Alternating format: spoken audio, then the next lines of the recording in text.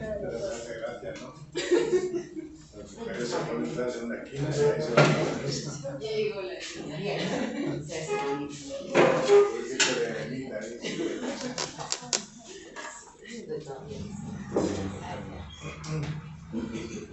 Dios te salve María, llena eres de gracia, el Señor es contigo. Bendita tú eres entre todas las mujeres y bendito es el fruto de tu vientre, Jesús. Santa María, Madre de Dios, ruega por nosotros pecadores, ahora y en la hora de nuestra muerte. Amén. Gloria al Padre, y al Hijo, y al Espíritu Santo. Como era en el principio, ahora y siempre, por los siglos de los siglos. Amén. Sagrado Corazón de Jesús, en vos confío. Trono de la sabiduría, ruega por nosotros.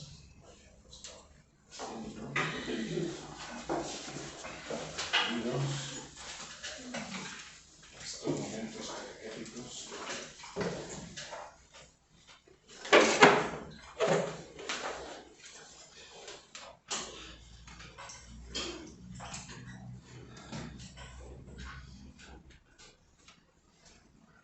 No sé, yo he perdido la cuenta de cuántos años llevamos con el catecismo. Es interminable, ¿verdad? Como toda la vida del cristiano, ¿no? Parece que aprender el catecismo ya es un momentito nomás, ¿no? Claro, es que toda la vida del cristiano está impregnada del conocimiento de la doctrina de nuestro Señor Jesucristo y de la Iglesia, ¿no? De los distintos problemas y avatares que han sucedido a lo largo de toda la historia, que es más que milenaria, ¿no? Porque desde los tiempos de Adán hasta nosotros y todavía durarán. Bueno, estamos con el cuarto mandamiento. El cuarto mandamiento ya estamos viendo algunos puntos concretos del catecismo. Últimamente estuvimos viendo algo que tenía que ver con la educación. Se extiende a los deberes de los alumnos respecto a los maestros, decía el catecismo, de los empleados respecto con los patronos, de los subordinados respecto a los jefes, de los ciudadanos respecto a la patria, a los que administran o la gobiernan. Entonces ya ven que el cuarto mandamiento tiene una extensión enorme, ¿no? Porque abarca muchísimas cosas.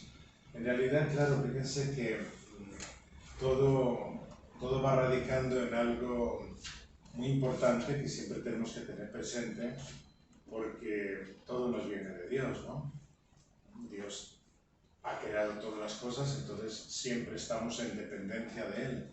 Y cualquier amago de independencia de Dios, ya estamos en un problema, ¿no? Ya estamos en un problema, ¿no? Por eso todo lo tenemos que ir centrando en todas nuestras sociedades, incluso algunas cosas que vamos a decir nos pueden resultar un poquito chocantes, porque hay que reconocer que las instituciones, las civilizaciones, este globalismo en el que vivimos, básicamente vive sin Dios. Lo primero que se plantea no son los 10 mandamientos a la hora de hacer una institución educativa o un hospital o un gobierno político, ¿no? Habrá algunos que sí, ciertamente, ¿no? Bendita sea la hora, ¿no? Pero normalmente, ¿verdad?, no solemos tener eso así, entonces nos parece un poquito como anticuado, alejado. Pero eso no quiere decir que sea así, más bien al contrario, ¿no? Bien, entonces en este tema de la educación quisimos dar unos pequeños aportes que son siempre básicos a la hora de tener presente todo el tema educativo y sobre todo poníamos el énfasis en unas enseñanzas que el Papa Pío XI publicó en el año 1929, o sea, pronto estaremos celebrando 100 años de esta enseñanza, que es la encíclica Divini Ilius Magistri, aquel divino maestro. O sea que la gran enseñanza viene del gran maestro, y el gran maestro es nuestro Señor Jesucristo. Y realmente, como tenemos la dicha enorme, ¿no?, de cuánto acabaremos de agradecer esto, ¿no? Antiguamente, dice la carta a los hebreos, se ha hablado por los profetas, ahora se nos ha hablado por el Hijo. O sea, tenemos la misma voz de Dios escuchando al mismo Hijo, a Jesucristo. Entonces, claro, de ahí tenemos que sacar mucha y buena doctrina. Y el Papa nos estaba hablando de algunos fundamentos de la educación Sobre todo la familia es la principal responsable, de ahí hay un papel subsidiario por parte del obispo, quien tiene que recibir la educación, el sujeto de la educación, y nos quedaba ver unos parrafitos sobre el ambiente propio de la educación, Ya ven que el Papa toca unos temas muy importantes, que seguramente los que trabajan en temas de educación, pues estos son temas básicos, ¿no? Bueno, el Papa lo primero que dice es, respetando su doctrina, su enseñanza, que es la de la Iglesia, es que el ambiente natural y necesario para la educación se llama familia. El ambiente natural y necesario para la educación es la familia. Y entonces advierte algunas cositas si se cae en el peligro, o estamos en el riesgo de que se descuide este aspecto tan fundamental. Cosa que también hoy día pues sucede, ¿no? Porque como las familias están tan disfuncionales, ¿no? Entonces muchas veces los colegios se arrogan, ¿no? el derecho o el deber o la obligación de hacer escuelas de padres para enseñar a los padres cómo tienen que educar a los hijos. Pues el Papa dice aquí, educación más eficaz y duradera es la que se recibe en una bien ordenada y disciplinada familia cristiana. Bueno, es que desde luego cuando un papá y una mamá están bien constituidos y se quieren bien, ese amor no se sustituye por nada. Realmente por nada. Y eso tiene echa unas raíces en el alumno, que en este caso es el hijo, magníficas. Por tanto, el Papa va a esa raíz, ¿no? Educación tanto más eficaz, cuanto más claro y constante resplandezca en ella, uno, el buen ejemplo, sobre todo el de los padres, pero también el del resto de los miembros de la familia. Ahí todo el mundo tiene que colaborar. Una vez sentado este principio, el Papa va a tratar bastante extensamente de los peligros de una escuela en la cual la educación no esté informada por las verdades de la fe. Y va a denunciar de modo especial la llamada entonces escuela neutra. Si quieren, ahora no se utiliza esa expresión y se suele utilizar más la expresión de escuela aconfesional. Aquí no tenemos ninguna confesión religiosa específica. Todo el mundo cabe. Lo cual es un tanto peculiar, porque se supone que en una escuela lo que nos van a enseñar es la verdad, ya sea en historia, en lengua, en matemáticas, en inglés, en lo que sea, la verdad. Porque si tú te apuntas a un curso de inglés y no te van a enseñar bien inglés, estás tirando tu dinero. Lo que quiero es aprender bien el inglés, igual que las normas de ortografía en el español, o una genuina historia, o unas matemáticas, la verdad. Pero qué curioso, a la hora de la religión, ahí no importa la verdad. Todos son iguales. Y eso es chocante con el principio normal de la búsqueda o enseñanza de la verdad. Entonces, claro, no se puede ser aconfesional. Claro que se puede, ¿no? Pero como entendemos es una cosa ilógica. De hecho, si yo empiezo a tomar todas las religiones por igual, ya estoy diciendo que ninguna es verdadera y todas son válidas. Entonces, ¿que la religión es como una confitería y cualquier golosina basta? Pues evidentemente no.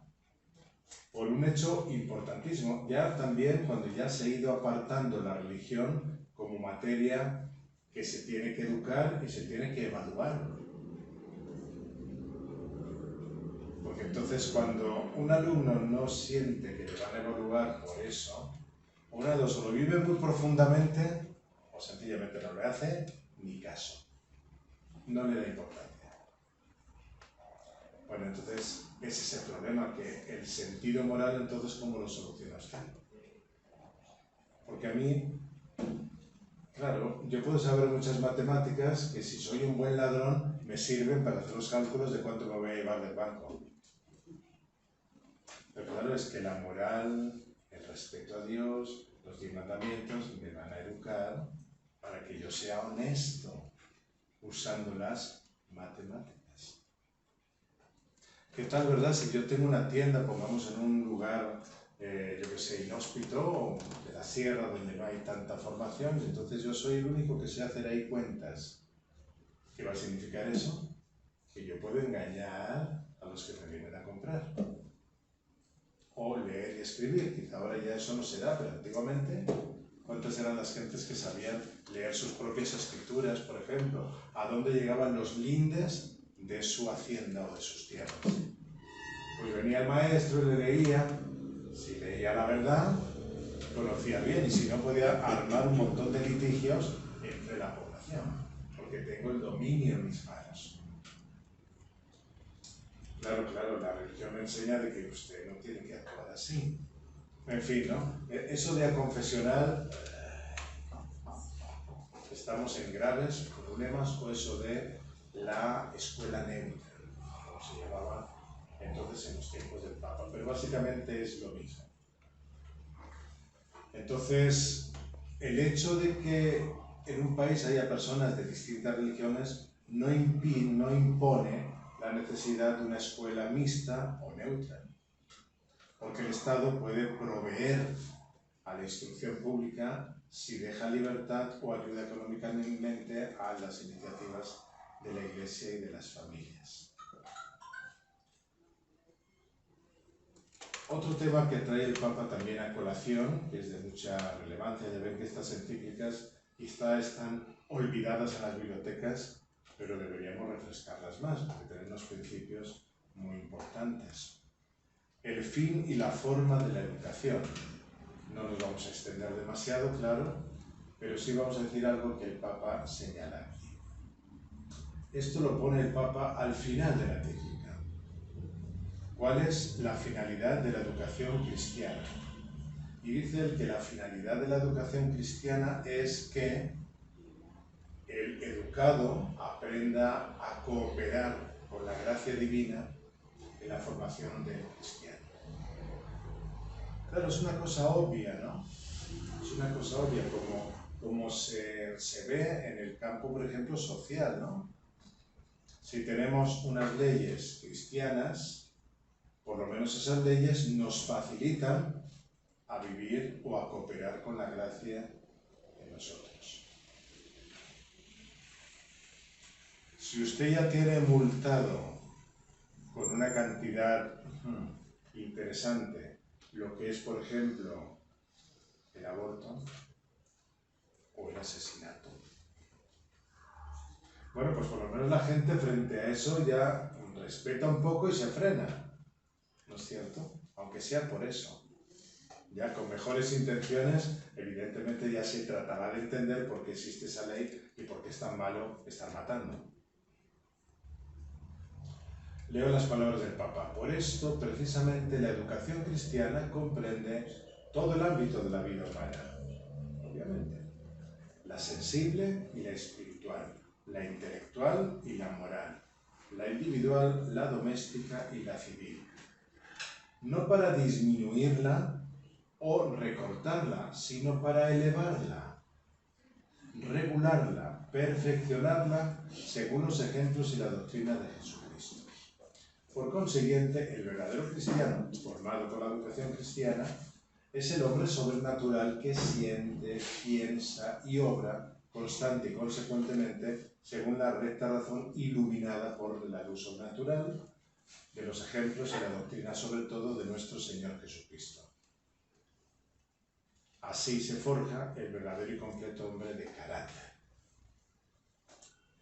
Quizá hoy día no se hablaría tanto de hombre de carácter, se hablaría más de líder. Pero en esta connotación debería ser lo mismo. Bueno, hemos hecho unos pequeños apuntes sobre esta educación, insisto, yo les recomiendo que vayan a la encíclica, en la página del Vaticano, es lo más fácil de encontrar, y si tienen tiempito, la lean, la meditan, traten de, especialmente aquellos que se dedican a educación, faltaría más. ¿Cuál es el nombre del encíclica? Divini Lius Magister.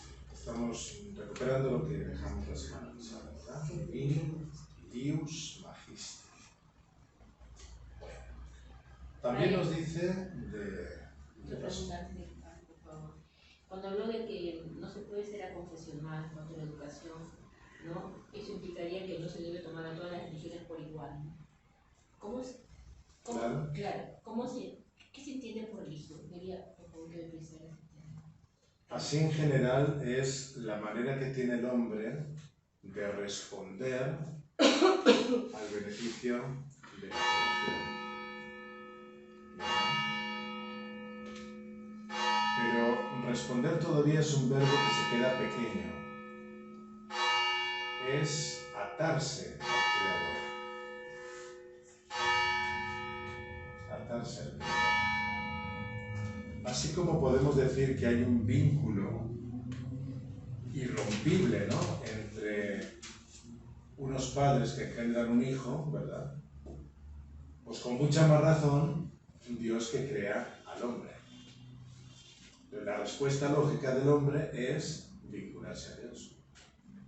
Porque de hecho, por haberlo creado, el hombre depende en su existencia de Dios, con todo lo contingente que es, ¿no? Recuerda aquella frase de San Pablo: en ti vivimos, nos movemos y existimos. En la predicación de Hechos, creo que será Atenas. Entonces resulta que, claro, sin Dios no tenemos vida, sin Dios no existimos. Sin Dios no hay nada que podamos hacer. Porque si Él suspende el oxígeno, ¿cómo respiramos nosotros? Si Él nos quita el agua o nos quita el sol, ¿qué pasa con nosotros? Nos morimos sencillamente. Entonces, el hombre encuentra, la respuesta lógica es vincularme por el amor a Dios. Por eso el primer mandamiento es tan lógico: amar a Dios sobre todas las cosas. Obviamente, claro. ¿Y cuántos dioses puede haber? Por eso, aconfesionales, que solamente puede haber a Dios. El politeísmo no tiene ningún sentido. Ningún sentido. Porque como en todas las sociedades politeístas, finalmente lo que nos cuentan es batallitas entre dioses. Ahora están saliendo muchas peliculitas de ese estilo, que son Nueva Era y bueno, toda esa mezcla de cosas, ¿no?, esotéricas, ¿no? Pero al final son a ver quién va a tener el más poder, porque como tienen todos algo de poder, a ver quién va a ser el más. Pero ¿se pueden entender unos dioses así? Están peleando como vecinos a ver quién vende más lechugas. Claro, ya eso es humillante. Humillante.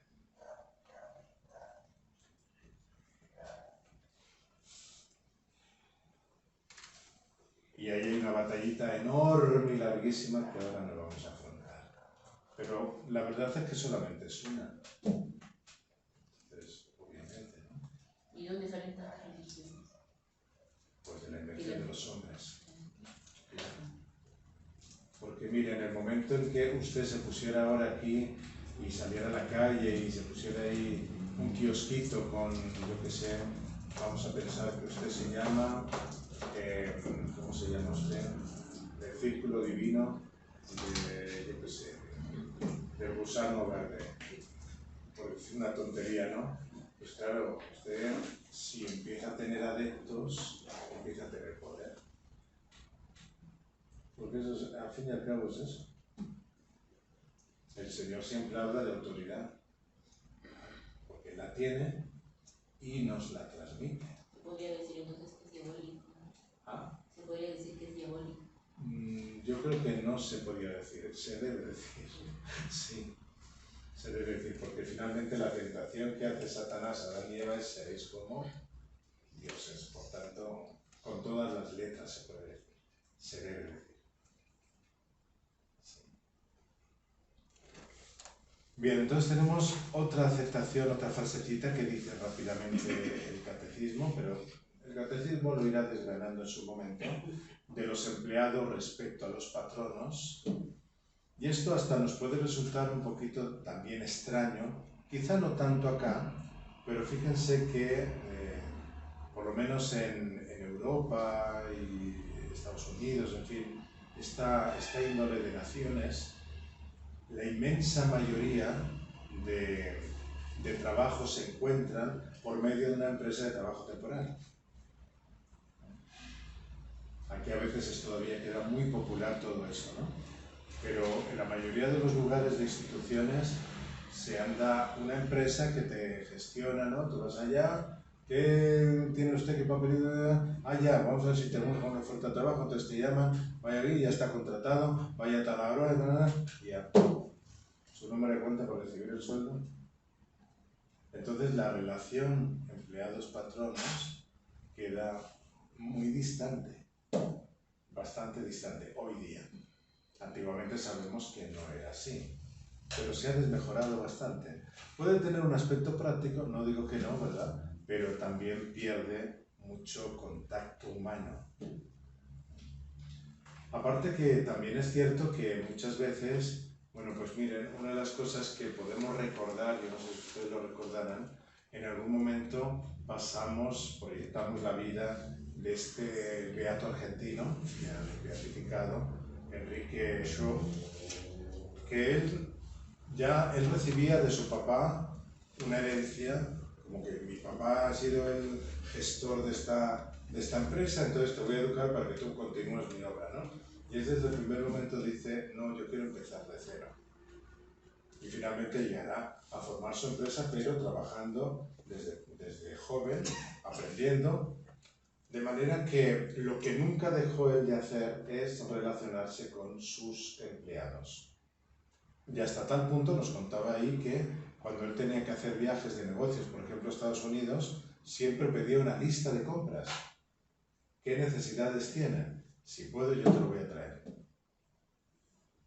¿Dónde se encuentra esto hoy día? Si hasta subimos a la combi y nos suben y nos bajan y parece eso no sé qué. Prefiero no opinar lo que es.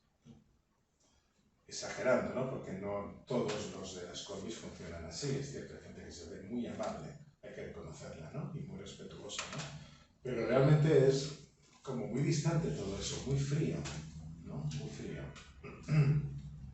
Hasta en esto tenemos que volver a reeducar en este tema de las empresas, ¿no? Bueno, el séptimo mandamiento, esto lo va a especificar mucho más el catecismo. También añade ahí algo de los ciudadanos respecto a su patria y a los que administran o la gobiernan. Bueno, respecto a esto sí quisiera decir algunas palabritas que me parece importante que las tengamos un poquito presentes. Porque también este aspecto de la patria creo yo que está demasiado desentonada. Finalmente, si empezáramos a hacer una encuesta, por ejemplo, en todo Chosica, Ñaña, Chaclacayo, Santa Eulalia, ¿qué es la patria? ¿Qué es para ti la patria? Puede ser que nos encontráramos con respuestas sorprendentes. En un articulito de un periódico digital, decían una cosita que a mí me parece ciertamente algo atinada. Decía él, los peruanos tenemos la costumbre de demostrar nuestro amor a la patria cuando juega la selección de fútbol. ¿Sí o no? Cuando hay elecciones, bueno. Y un sentido de patria un poco con un interrogante muy grande. Cuando el calendario marca el 28 de julio. Y a veces, bueno, hay gente que sí le gusta ir a escuchar el discurso, ¿no? Del presidente, el desfile de la bandera, etcétera, etcétera, etcétera, ¿no? Pero hay gente que la mayoría es el chulito que se pone el muñequito ese y la ollita. Vamos a comer rico, vamos a comer plato criollo. Banderitas, 1000 banderitas por todos lados. ¿Cómo le llaman esas? Las carapela, ¿no? Pero uno se la pone y entiende cuando se está poniendo eso, ¿no? Y cuarto, cuando uno viaja al extranjero, y el sentimentalismo por el terruño provoca lacrimógenas performances. Pues no está mal, es interesante, ¿no?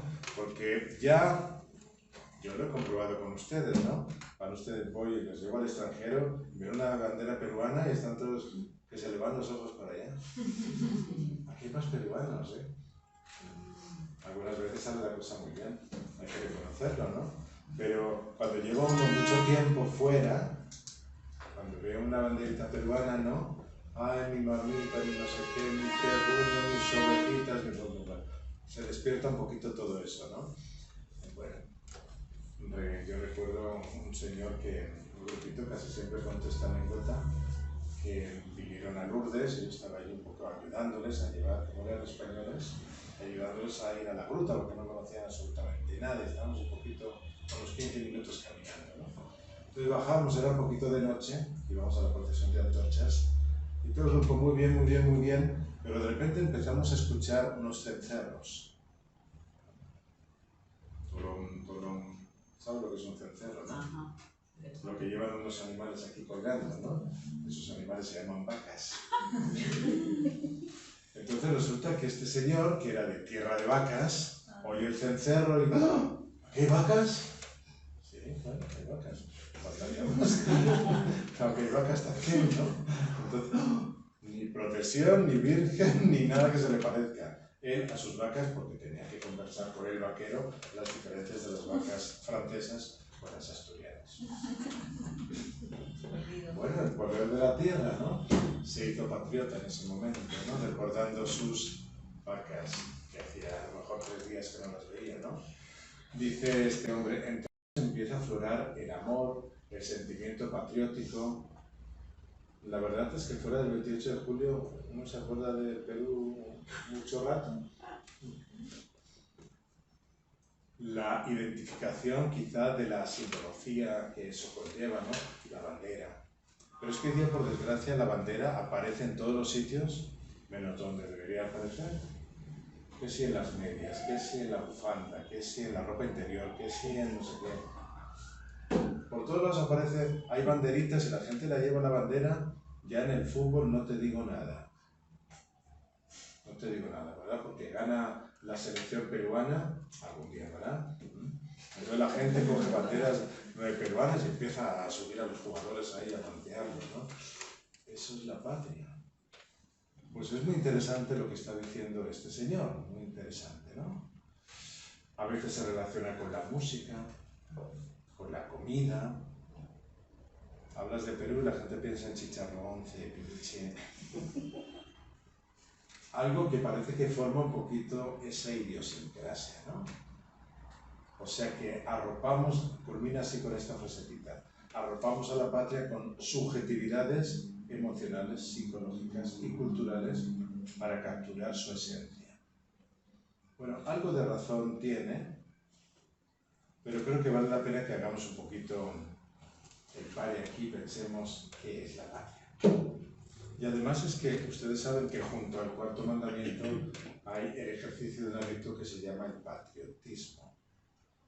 El patriotismo.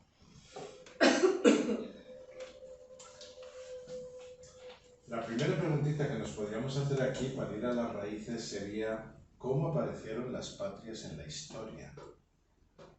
¿Cuál es el origen? Tal y como encontramos hoy día la humanidad, nosotros vemos pues, la humanidad dividida en sociedades territoriales determinadas, ¿verdad? Con sus fronteras. ¿Esto fue así al principio? Pues al principio no. Al principio lo que había fue una familia, Adán y Eva, que recibe un mandato de Dios que es creced y multiplicaos. Y así se van dando las cosas. Se van dispersando por el mundo y empiezan a tener ciertos vínculos comunes, el idioma, las costumbres, un conjunto de verdades elementales y de costumbres. La mayoría de esas cosas se reciben por revelación. Hay un episodio bien significativo en la Sagrada Escritura que está en el capítulo 10 del libro del Génesis. Y es muy interesante esos 10 capítulos en este sentido, y los que siguen, ¿verdad?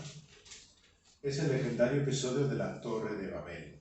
Ya sabía que ustedes lo recordaban, pero por si acaso, ¿no? ¿Qué pasa ahí? Pues que las gentes empiezan a estar divididas y empiezan a sentir una desvinculación entre ellos y van a perder algo muy importante, que es la comunidad de lengua.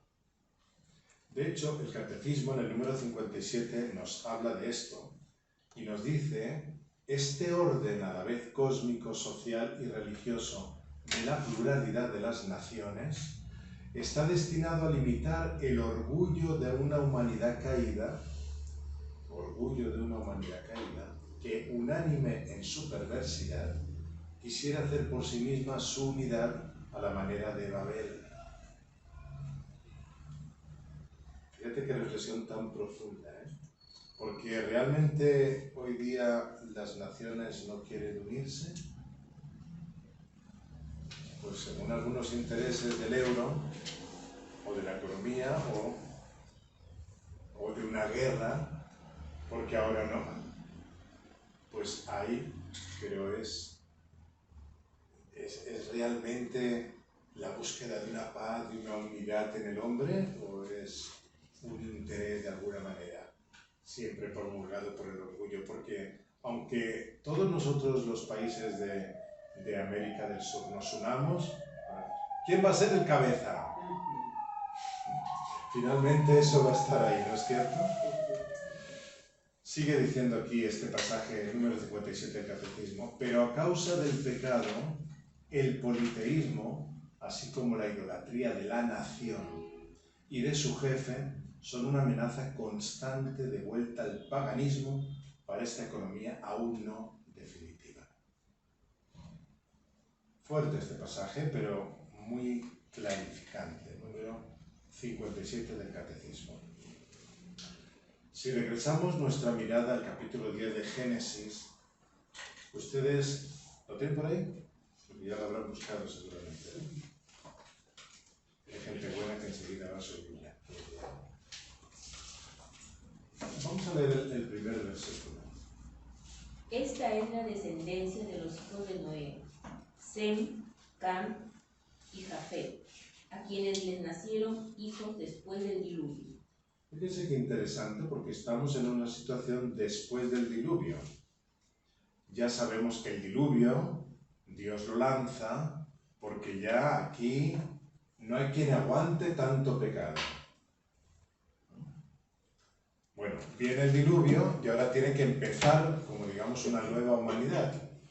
Y claro, tiene que realizarse por medio de los hijos de Noé, que son 3, Sem, Cam y Jafet. Pero aunque el diluvio ha solucionado muchas cosas, no ha quitado el pecado del corazón del hombre. Entonces, a este capitulito los expertos ¿saben cómo le llaman? Le llaman la tabla de las naciones. Capítulo 10 de Génesis le llaman la tabla de las naciones. ¿Por qué? Porque nos va a estar diciendo este capítulo 10 qué naciones proceden de cada uno de los hijos de Noé. O sea, el origen de las naciones. Porque recuerden que Dios promete que no va a volver a enviar un diluvio. Entonces digamos que aquí tenemos como el origen, segundo origen digamos, de cómo empiezan las naciones. Quizá una de las listas más interesantes para la historia de la salvación, o sea que la Biblia lo tiene, es la de los descendientes del segundo hijo. El segundo hijo hemos dicho que se llama como Cam. De este Cam proceden Egipto, Canaán, Filistea, Asiria y Babilonia. Egipto, Canaán, Filistea, Asiria y Babilonia van a ser casi siempre las naciones enemigas de Israel. Can es un hijo perverso. Entonces Israel está considerando esta lista de los hijos que proceden de Cam, que van a formar naciones, como quienes eran sus malvados opresores. Egipto ya sabemos la relación que tiene, ¿verdad? Canaán es la gran oposición que va a poner al pueblo cuando viene de Egipto y tiene que tomar la tierra de Canaán porque se la dio a Abraham. Y aquellos se han apropiado de la tierra que Dios le dio y no la sueltan. Vamos a tener que tener ahí batallitas. Luego tenemos ahí Asiria y Babilonia, los filisteos. ¿A qué les suena a ustedes lo de filisteos? A marca de espaguetis, ¿no? Claro, Sansón. Y luego hay otro, un gran rey, que pelea contra un gigante. David y Goliat. El enemigo, digamos, del pueblo de Israel eran los filisteos. También tenemos Babilonia. De Babilonia se va a producir el cautiverio de Israel y van a arrasar todo Jerusalén y su templo. Por otra parte tenemos los descendientes de Sem. La Biblia se concentra en este personaje porque ellos van a ser los antepasados del pueblo de Dios. Sem va a tener un bisnieto que se va a llamar Eber. Eber, sin H, por favor. Eber. Y de Eber procede la palabra hebreos. De ahí viene, o sea, de los descendientes de Sem. También sabemos que la Torre de Babel, pues eso es de Babel, de Babilonia, ¿no? Y es ahí donde se levanta, es una especie como de figura, ¿verdad? Como, no sé si ustedes recuerdan las pirámides, por ejemplo, aztecas, para que tengan una memoria, que son como construcciones así en forma triangular, pero escalonada, ¿verdad? Pues más o menos estos son las torres de Babel, ¿no? Son unas torres que se ponen y ellos quieren alcanzar el cielo. Esta es la descendencia de Cam. ¿Pueden leer Génesis 11:4? Tienen la bondad. Y dijeron, vamos a edificarnos una ciudad y una torre, cuya cúspide toque a los cielos y nos haga famosos, porque si tenemos que dividirnos por la paz, por la haz de la tierra. Por la superficie de la tierra, ¿verdad? O sea que lo que queremos es hacernos famosos. Parece que estamos hablando de las celebrities y que tienen muchos likes en internet. Pero claro, en la época no había los likes del internet, ¿verdad? En lo que había era una torre, vamos a hacernos famosos por una torre. Si nos desperdigamos, como esta torre será tan alta que llegará al cielo, la veremos. A mí me llamaba mucho la atención cuando visité las tierras de Guatemala hacia el Petén, que allá se encuentran unas construcciones de piedra. Los bosques son muy frondosos, entonces los árboles son muy altos. Pero aquellos señores han construido las torres más altos todavía que los árboles. De manera que cuando usted llega a la cúspide, usted ve todo el horizonte. Entonces, claro, si yo estoy abajo muy lejos, aquel es mi punto de referencia. No es Dios el punto de referencia, es lo que hemos construido nosotros. Y así nos hacemos famosos, porque esa es la torre que construyeron los de Babel. Entonces, esta es la idea que está ahí detrás. Es curioso porque si todavía nos vamos al hebreo, famoso en hebreo se escribe Shem, con SH, digamos, trasladado al español, SHEM. O sea que los descendientes de Cam quieren construir otro Sem. Esa es la idea. Vamos a hacernos un Sem, porque Sem es el hijo bueno de Noé. Y de Sem vienen los hijos de Dios. O sea que se están rebelando contra aquel hijo que mantiene la alianza con Dios por medio de la construcción de una torre. Sem es el hijo primogénito de Noé. Sem, Cam, Jafet. O sea que sin seguir el camino de Dios, sin seguir la alianza con Dios, Ustedes saben que la primera vez que aparece la palabra alianza en la historia de la salvación es con Noé. Y evidentemente quien tenía que seguir esa estela era el primogénito. El primogénito es Sem. Pero Cam, ¿verdad? Otra vez con la envidia, parece que se está repitiendo lo de Caín y Abel, ¿no? Entonces, no, nosotros vamos a hacer las cosas sin el camino de Dios, por nosotros mismos. Por supuesto, Dios interviene de una manera muy inteligente para poner fin a este plan.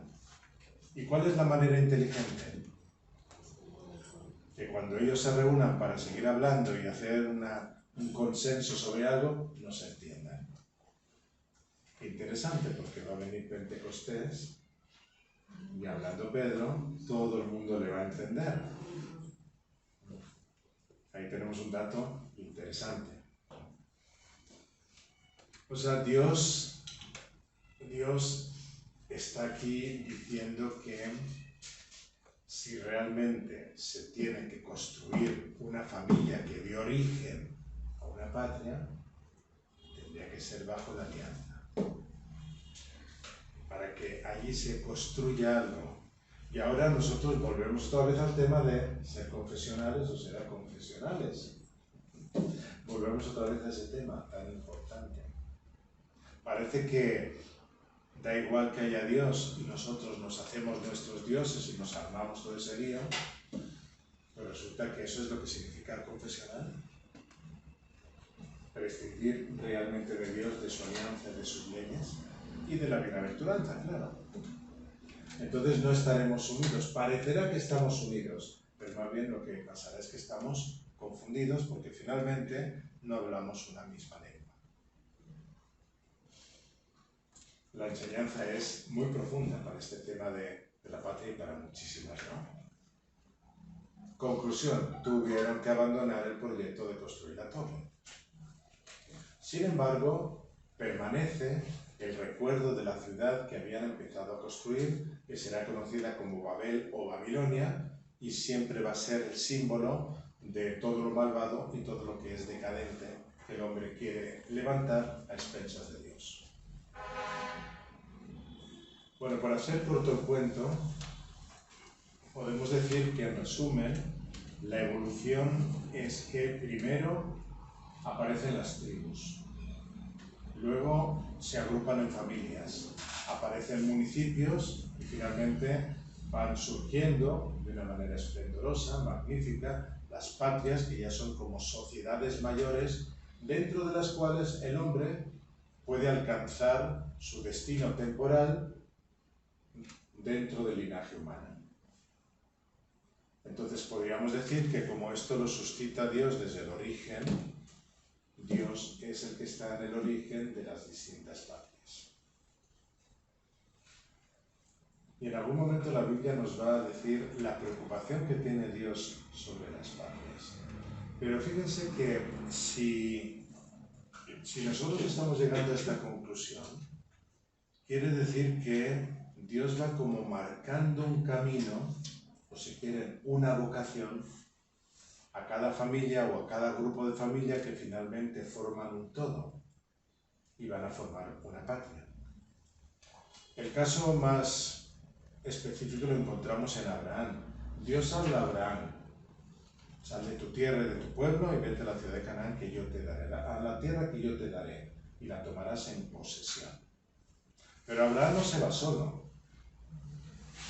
Lleva a su esposa, lleva a su sobrino Lot, lleva a un montón de gente con ganados, etc.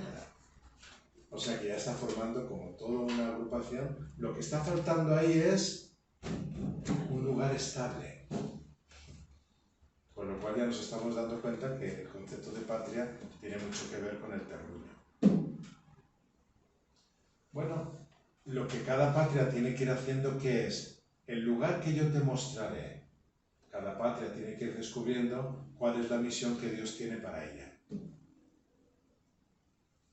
Y va a tener que aprender a leer la voluntad de Dios en los hechos, en la tradición, en la historia, en la vida nacional, para saber, aunque no sea más que a grandes líneas, qué es lo que Dios quiere que hagamos con la patria.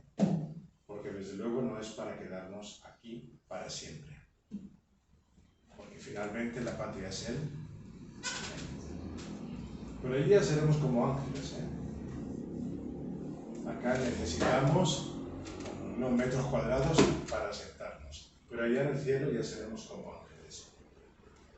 Digamos que esto es como la mirada trascendental, gracias a la cual podemos ver la idea providencial que tiene Dios de patria, que Dios lo quiso así. Y de esta manera podemos llegar a la terminología de patria y de nación. Patria, pues normalmente tiene una raíz que coincide mucho con lo de patrio, de los padres. Y cuando estamos hablando de patria, pues estamos hablando de nuestro país como algo que nos viene con los padres, algo que nos viene dado, algo que heredamos. Entonces el concepto de patria nos hace mirar a la historia, al pasado. Nos alimenta mucho la memoria. La patria es la tierra de nuestros mayores, o de nuestros padres. Cuando utilizamos la palabra nación, etimológicamente, nación viene de natus, tiene que ver con nacer, o sea, tiene más bien relación con los hijos y con los herederos. Lo que yo voy a dar a los que vengan, a los que nazcan de mí. Entonces tiene una mirada más hacia lo futuro, más que hacia lo pasado. O sea que patria se relaciona con herencia y nación, algo que tenemos que hacer para dejar a los que han de venir mejor de lo que nosotros nos hemos encontrado. Entonces eso significa que tenemos una misión. Esto coincide con el tema de la vocación de la que hablábamos antes. Tenemos una misión en nuestra nación. Hemos heredado de nuestros padres la patria. San Juan Pablo II habló mucho de esto como Papa y anteriormente lo había hecho como Karol Wojtyla, que era entonces cardenal de Cracovia. Dice él, vamos a sacar algunas doctrinas de lo que él dice, incluso diremos algunas poesías que él mismo escribió, donde saca a relucir unas ideas muy interesantes. Dice San Juan Pablo II que la nación es una síntesis particular de la fe y de la cultura. Claro, está hablando de una nación cristiana, obviamente, ¿no? La nación es una síntesis particular de la fe y de la cultura. Pero San Juan Pablo II no puede solamente estar hablando de algo que se tiene que realizar y construir, sino que algo que caracteriza al pasado, en el pasado, al que está viviendo en ese lugar.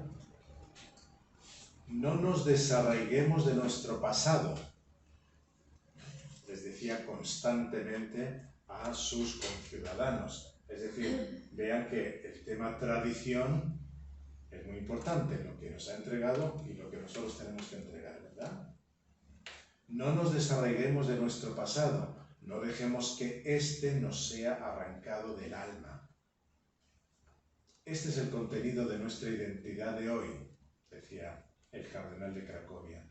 Queremos que nuestros jóvenes conozcan toda la verdad sobre la historia de la nación. Queremos que la herencia de la cultura polaca, sin desviación de ninguna clase, sea transmitida siempre a las nuevas generaciones de polacos.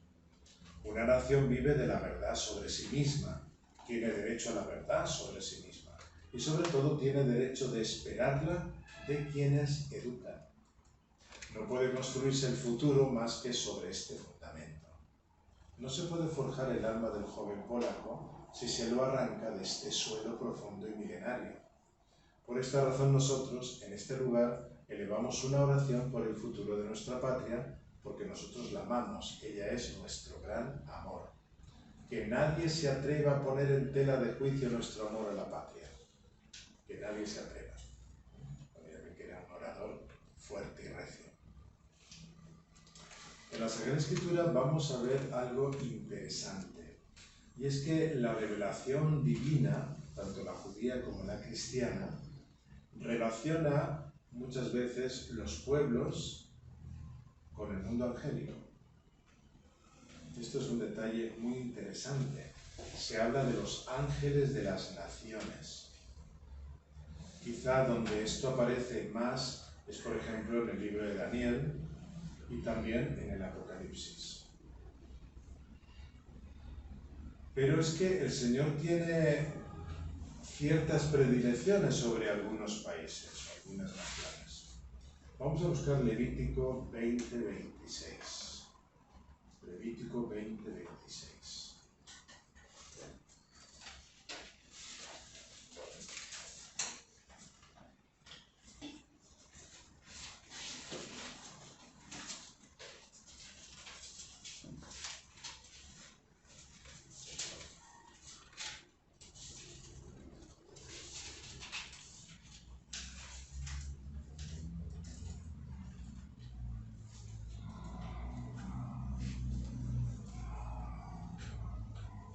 Sean santos para mí, porque yo, Yahvé, soy santo, y los he separado de los demás pueblos para que sean míos. Entonces hay una predilección sobre el pueblo de Israel. Yo les he separado de los demás pueblos. También creo que vale la pena acudir al libro del Deuteronomio. Ahora les digo la cita. Eso está en el capítulo 32, el versículo 8. Deuteronomio 32, 8.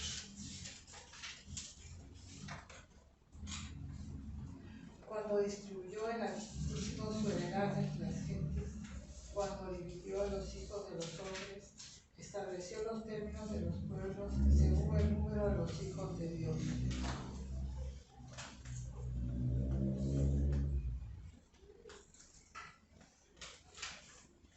Bueno, curioso, porque aquí no nos ayuda demasiado la traducción. En la versión de los 70, que es la versión que se utilizaba trasladada al griego desde el mundo hebreo antes de Jesucristo, se dice ahí no de los hijos de Dios, sino de los ángeles de Dios. Fíjate que cambia un poquito la cosa. Pero fija a las naciones sus límites y a cada nación le pone un ángel. Es la información que estamos recibiendo ahí. En el libro de Daniel se nos dice que el arcángel encargado de Israel es Miguel, San Miguel, Micael. Incluso que tiene que defenderlo del ángel de Persia. O sea que Persia tiene su ángel y Israel tiene su ángel. Claro, San Miguel es un ángel muy poderoso, ¿verdad? Y sobre todo tiene el gran trabajo de no permitir que Satanás realice su obra, sino que la victoria sea de nuestro Dios, ¿no? Entonces eso nos hace pensar que el demonio tampoco está quieto respecto a las naciones, ¿no? Si hay unos ángeles que están como encargados de recordar a cada pueblo o nación cuál es la vocación a la que Dios le ha llamado, también hay unos demonios que van a querer estorbar, así como nosotros tenemos un ángel de la guarda y tenemos los demonios que nos tientan. Pero todo eso no es el menoscabo de nuestra libertad. Nosotros no somos pilotos automáticos de que nos coge el ángel y nos maneja y hace como no. Entonces, si nos vamos al infierno, habría que condenar al ángel, no a nosotros, ¿no? Nosotros se respeta nuestra libertad también. Va a ser de esta manera por los ángeles que guían a los pueblos. En España tenemos, por ejemplo, apariciones del ángel de España y en las apariciones de Fátima se dice: yo soy el ángel de Portugal. O sea que esto no es algo que se haya quedado en el Antiguo Testamento. Esto sigue vigente hoy día. ¿Perú tiene un ángel? Seguro, tiene que tener. Sin duda. Chile también. Por si acaso, Bueno, entonces ya vamos descubriendo cosas interesantes, ¿no? Los judíos están interpretando que estos mensajes han sido transmitidos, por ejemplo, cuando se habla, Dios habla a Nabucodonosor, dice que es un ángel, eso dice la interpretación hebrea, no la Biblia. La Biblia dice que Dios le habló a Nabucodonosor en sueños, entonces Daniel interpreta. Pero la tradición dice que es un ángel el que le ha hablado, el ángel de Babilonia es el que le ha hablado. Igualito que los sueños de Faraón, cuando los interpreta José, es un ángel el que le ha hablado a el Faraón, pero es el ángel de Egipto. Es el ángel de Egipto. Finalmente será una providencia de Dios sobre ese país interesantísima, ¿no? Bueno, San Clemente de Alejandría decía, es uno de los primeros padres de la Iglesia, ¿verdad?, que tenía mucho cariño por la cultura helénica. Y decía, Dios dio la filosofía a los griegos por los ángeles inferiores. En efecto, por una orden divina y antigua, las naciones han sido distribuidas entre los ángeles. O sea que esta es un poquito la creencia que hay. Y de hecho en el Apocalipsis nosotros vamos a encontrar los ángeles de las 7 iglesias. Porque cada iglesia tiene su ángel, ¿no? Bueno, lo que a nosotros nos interesa, porque ya ven que es un tema apasionante, pero no nos vamos a meter ahora más en eso, ¿no? Lo que nos interesa rescatar aquí es que, así como cada hombre Dios le asigna para su cuidado un ángel tutelar, así también cada patria le ha sido concedido un ángel de la guarda para custodiarla y acompañarla en su camino. Quizá es bueno empezar a preguntarnos ahora qué es lo que abarca la noción de patria. O si quieren, ¿en qué ámbito se mueve el amor a la patria? Entonces de ahí ya derivaríamos a conocer mejor la virtud del patriotismo. Bueno, ya hemos presentado algo y hemos dicho que Abraham camina para tener un lugar donde establecerse. Entonces, una parte importante es el suelo natal. Ya el hombre antiguo, ¿no?, por ese realismo que vivía, entendía que la patria no era como un ideal, una especie de entelequia, ¿no? La patria era algo muy concreto, muy real. Cicerón dice, Cicerón es uno de los grandes oradores de la Roma antigua, ¿verdad?, que la patria es el lugar donde se ha nacido, o sea, la tierra natal.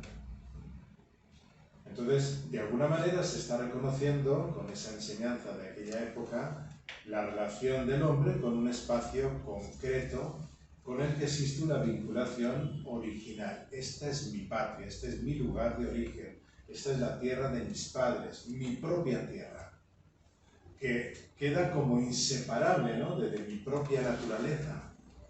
Es un vínculo ahí, será un vínculo necesario, pero además es que es previo a toda elección posible. Nadie elige patria, uno nace ahí, uno llega. Entonces, el patriotismo está siempre muy vinculado con una determinada geografía, un territorio concreto. Aunque yo me vaya lejos de mi patria, y eso es así, aunque me he ido lejos de mi patria, aunque yo me ausente de ella para siempre, uno lleva consigo su paisaje. Pero no ve todos estos cerros de aquí, pues sí. Uno lleva consigo su entorno físico. Hasta los colores y los aromas. Porque como siempre les digo, ustedes los peruanos me dicen es que la mejor comida del mundo está en el Perú. Y yo digo, bueno, si ustedes lo dicen, me come mucho mejor en España, ya no creo. Pero ver, esa cosita es lo que se lleva en la raíz, ¿no? Hay un cariño especial. Entonces, no se puede hablar de patria si se prescinde de una determinada geografía. Está completamente vinculado. Y esto es interesante porque, cuidado, los animales también nacen en espacio geográfico. Pero si por alguna razón yo me voy a Lourdes y me llevo mis gatos, a lo mejor para soltarlos por allá, cuando ellos vean una bandera peruana no se van a emocionar, van a echar 4 lagrimillas. Pero ustedes cuando les llevé, sí. ¡Ah! ¿El padre es peruano? ¡Ah! Es de Chimbote, colega. Usted no ha dicho nunca Chimbote, pero en ese momento eran chimbotanos en Sudamérica. Bueno, pero es que realmente es muy interesante todo eso, ¿no? Solamente el hombre puede ser patriota. Solamente el hombre, ¿eh? Aunque el hombre no ha elegido su suelo natal, lo considera como suyo. Fíjense estas frasecitas que forman una poesía. Patria es la tierra donde se ha sufrido. Patria es la tierra donde se ha soñado. Patria es la tierra donde se ha luchado. Patria es la tierra donde se ha vencido. Seguramente si estuviera aquí Salinas no sería nunca. Pero qué sencillo y qué profundo a la vez, ¿verdad? Pues se ha sufrido, se ha soñado, se ha luchado, se ha vencido. Así como no hay un árbol sin una tierra que lo sustente, muere el árbol si se independiza del lugar donde ha brotado, pues de la misma manera muere un pueblo si desconoce la tierra donde ha echado sus raíces. Cuando Israel es llevado al cautiverio, hay un salmo ahí que dice: ¿por qué no nos cantáis cánticos de vuestra tierra? Y dicen ellos: ¿cómo voy a cantar un cántico en tierra extranjera? Yo necesito mi tierra que me inspire. Bueno, es bien interesante lo que está ahí manifestándose, ¿no? Los romanos hablaban de la tierra patria como tierra de los padres. Fíjense que la leyenda de Rómulo y Remo, ¿verdad que así se llaman los dos niñitos que son amamantados por una loba y en la ciudad de Roma, en una de esas 7 colinas? Pues para fundar Roma se llevan tierra de su tierra. Eso cuenta la leyenda, ¿no? Para que veamos, ¿no?, el arraigo y la fuerza que tiene, ¿no? Realmente el romano se sentía completamente inseparable. Vamos a una poesía de Carlo Wojtyla. Cuando yo pienso, cuando digo patria, fíjate qué interesante, porque este hombre se pone a pensar qué significa patria. Y lo expresa de esta manera poética, ¿no? No sé si a nosotros nos saldría una poesía de este estilo. Cuando yo pienso, cuando digo patria, me estoy expresando a mí mismo y me enraizo. Y el corazón me dice que ella es la frontera oculta que va de mí hacia los otros hombres, para abrazarlos a todos en un pasado más antiguo que cada uno de nosotros. Y de ese pasado, cuando yo pienso patria, emerjo para encerrarla en mí como un tesoro. Y sin cesar me acucia el ansia de cómo engrandecerla, de cómo ensanchar el espacio que mi patria habita. Hermoso. Bueno, necesitamos un terruñón. ¿Qué más necesitamos? Pues una familia. Una familia, ¿no? Obviamente, ¿no? Como patria viene de padres, pues uno llega a una familia, ¿no? El enraizamiento en un territorio, un suelo natal, un terruño no elegido, pero también escogido por otra parte. Hay alguien que ha escogido el terreno para mí.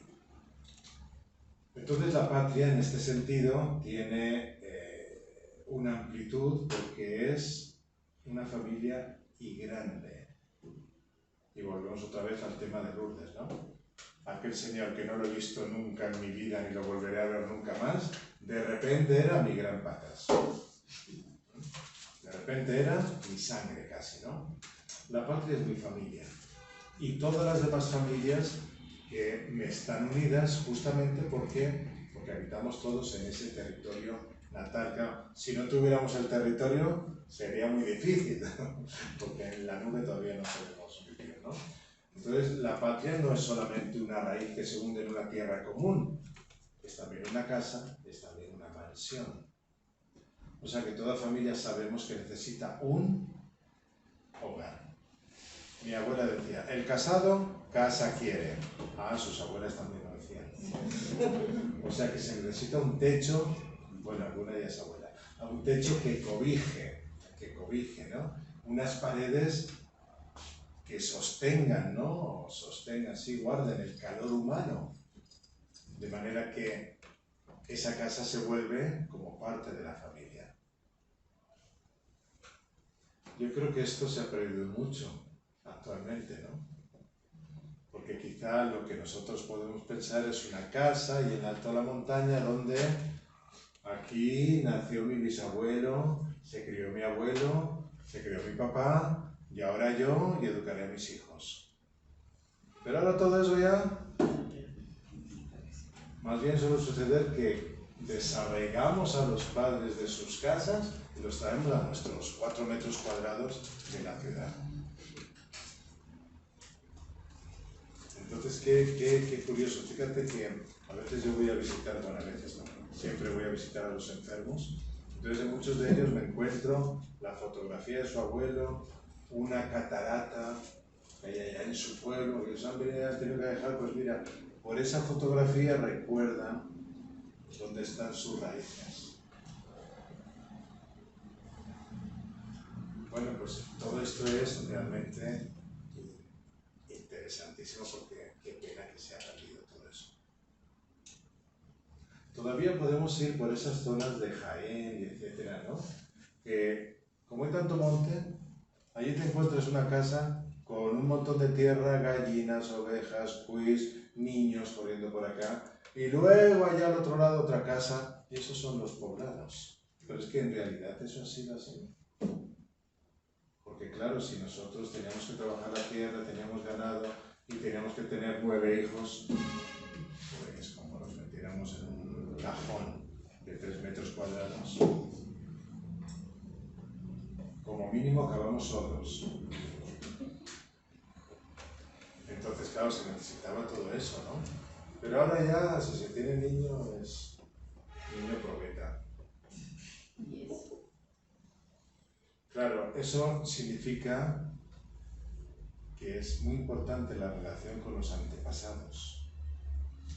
Es muy importante respetar el legado. Pero hoy día, ¿qué legado hay? Le voy a dejar en herencia 4 macetas que tengo aquí en mi balconera, así de 1 metro cuadrado, y el perro que está ahí metido. Eso va a ser mi legado. Cambia mucho la situación. Se va perdiendo todo este concepto. Por eso tampoco la gente piensa en eso. Porque claro, si yo me he criado en la tierra de mi abuelo, de mi papá, de mi... Eso es un tesoro guardar eso. Con todo este tema del éxodo del campo a la ciudad, todo eso realmente se pierde mucho. 3. Un patrimonio cultural.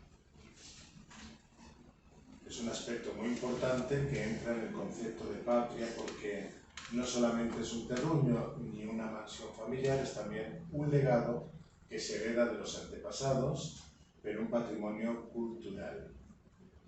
¿Ves? Lo que solemos decir, ¿no? La receta de las abuelas es la que queremos comer. Claro, porque hay un legado, una manera de hacer, una manera de sazonar, pero también hay unas maneras de tener las habitaciones puestas, adornadas, hay todo un estilo que implica la herencia espiritual, intelectual. Bueno, a mí me contaban las abuelitas de la sierra que sus abuelitas eran las que le enseñaban a ellas a rezar el rosario. Los jóvenes de la parroquia no tenían ni idea de lo que es el rosario. Entonces el ambiente cultural se acabó. Pero las maneras de vestir, las maneras de hacerse trenzas, las maneras de las danzas populares, en fin, todo eso.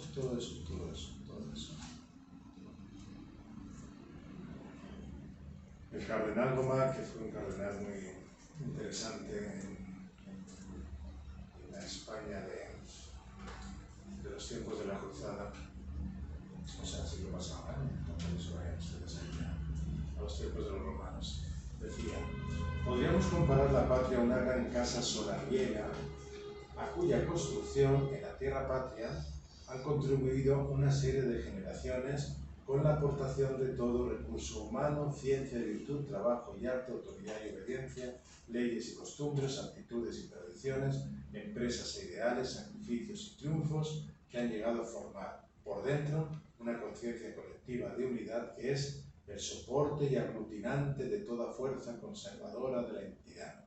Y por fuerza le han dado una fisonomía peculiar que la distingue de toda otra patria.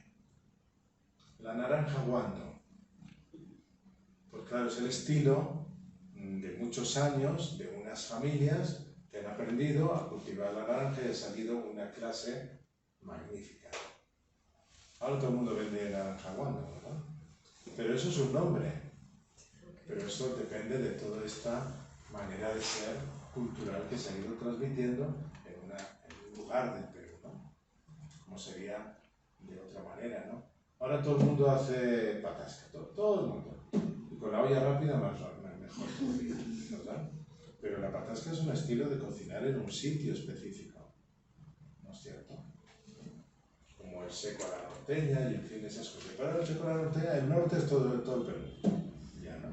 Se pierde un poquito todo eso, ¿no? Todo eso propio y peculiar, ¿no? Quizá la expresión más notoria, y esto es algo que por lo menos se tenía muy en cuenta cuando yo llegué al Perú, ¿no? La lengua y los ejes de la lengua. Lo que habla el charapa, lo que habla el serrano de Cajamarca o el serrano de tal, son distintas maneras, cantaditos, pero que da un estilo a cada lugar. De todas maneras, el queso de Cajamarca es el queso de Cajamarca, ¿verdad? Tiene no sé qué especial, ¿no? O prefieren el esbelto o el gloria. ¿De dónde es usted? Yo soy de Trujillo. Ah, pensé que era de Cajamarca. No, mi familia es de ahí, por eso conozco el queso. No, ves, al final. Como dice la cabra tira al monte, ¿no? Hacemos un llamado a lo nuestro, ¿verdad? Finalmente, ¿no? Otro poemita de Carlos Urtila. Así vinculados por la misma lengua, existimos y nos ahondamos en nuestras raíces a la espera del fruto de nuestras maduraciones y de nuestros virajes continuos. Envueltos cada día más en la belleza de nuestra propia lengua, no nos hiere la amargura de que en los mercados del mundo no se vendan los frutos de nuestro pensamiento por el gran precio que hay que pagar por nuestras palabras. Pero no deseamos cambiar la mercancía. Pueblo que a través de las generaciones se queda en el corazón de su propio idioma y no puede explicar del todo el misterio de la idea. Y finalmente el Papa habla de envolver la historia en la bandera de nuestro propio idioma. Bueno, ya hemos aprendido algo de la patria. Ahora nos quedaría hablar un poquito de la virtud del patriotismo, pero en 2 minutos y medio que me quedan no creo que sea capaz de resumírselo. Mi cabeza no llega a eso. Entonces, ya el próximo día será, pero no será el próximo lunes. El próximo lunes les voy a dar vacaciones. Ustedes pueden venir aquí, compartir cosas de su patria, ¿no? Hacer historietas, ¿no? No tengo ningún problema, ¿eh? Aquí la Madre Ana María les contará cosas muy sabrosas que se hacen en su isla, ¿eh? En su isla, ¿no? Pero el próximo lunes, de momento, les doy vacaciones.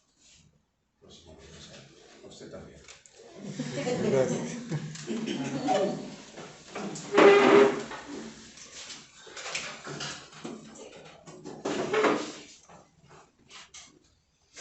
Gloria al Padre, y al Hijo, y al Espíritu Santo. Como era en el principio, ahora y siempre, por los siglos de los siglos. Amén. Glorioso Patriarca San José, Ruega por nosotros. Santo Ángel de la Guarda, Ruega por nosotros. Gracias.